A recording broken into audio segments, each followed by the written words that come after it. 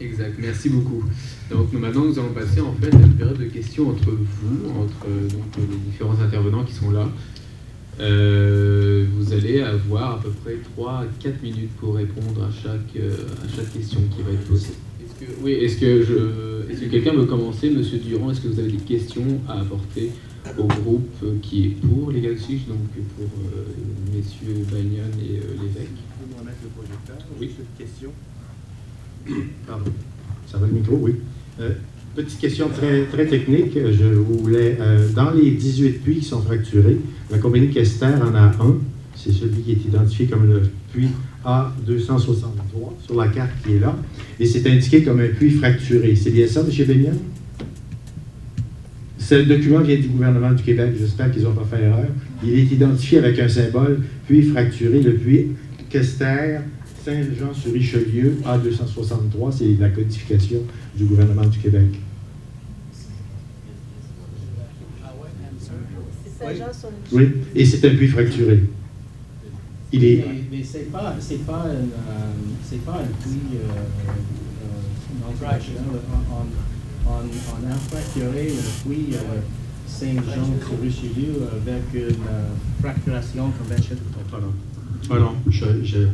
je commence encore.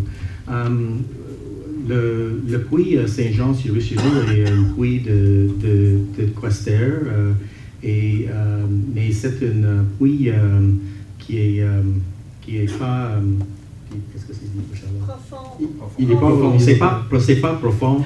Et on a fracturé le puits avec une fracturation conventionnelle. Quelle profondeur? Julien, mais c'est peut-être que presque 100 mètres. 600 mètres. Combien? 422 mètres d'après les rapports que vous avez soumis au gouvernement du Québec.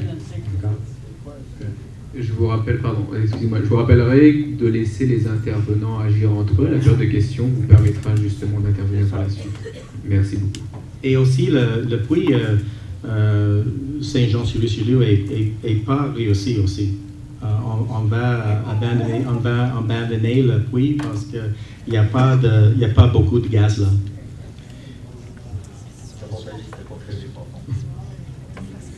Excusez-moi. Il n'y a pas beaucoup de pression là. Est-ce que je peux juste compléter, toujours sur ce même sujet, sur le puits? J'ai une question parce que j'ai appelé directement au ministère, à la division des hydrocarbures qui s'occupe des rapports de forage.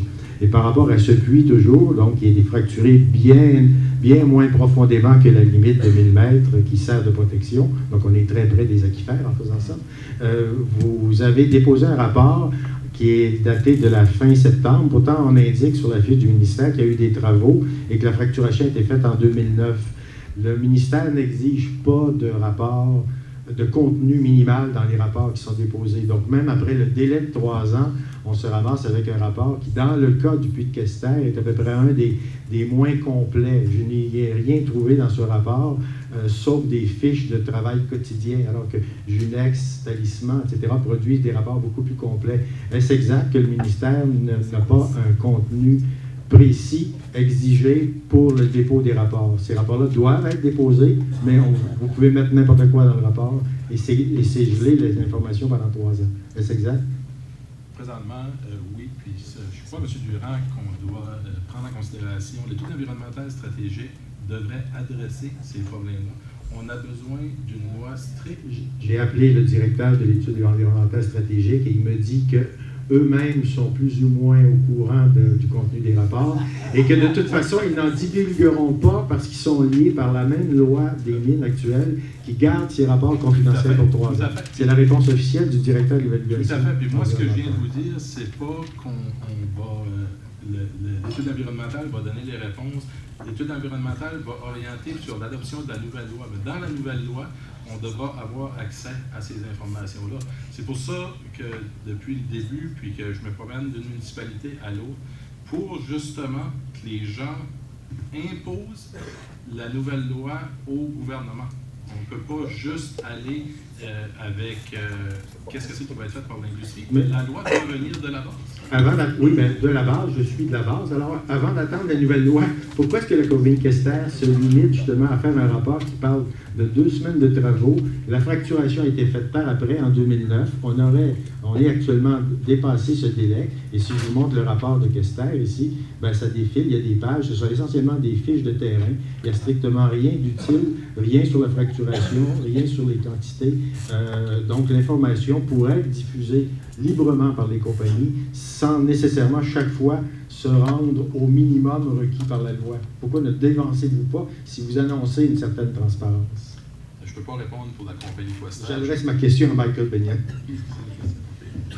Vous êtes en train de corriger vos quotas de questions, là. Ça fait 3 minutes. OK. J'aurai droit à 3.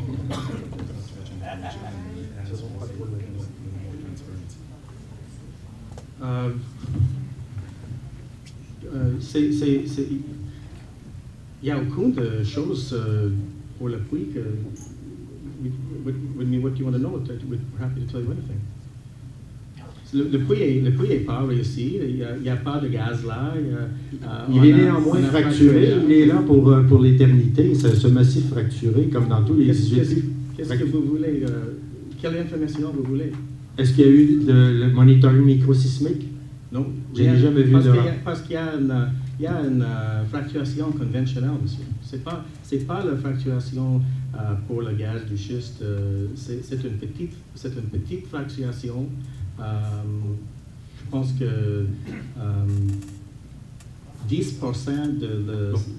excusez-moi, c'est très technique en réalité. Je ne pense pas que ça intéresse le reste des gens. Je vais laisser cette question-là. Oui. Mais ma question portait plutôt sur la transparence. C'est la même technologie qui on a utilisée en Alberta pendant 20 ou 30 ans.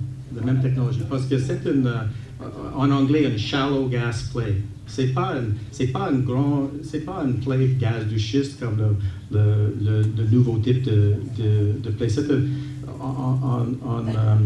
On a essayé de trouver une play conventionnelle au Québec, mais on n'a pas réussi. On ferait le puits avec les méthodes conventionnelles.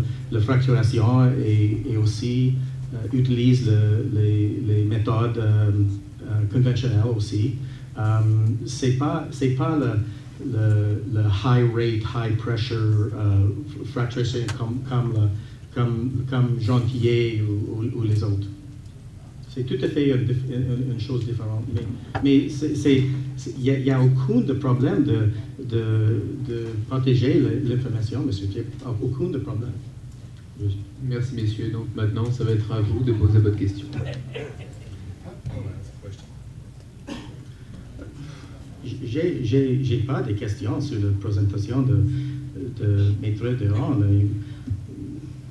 Nous sommes des experts, oui. Je comprends la géologie.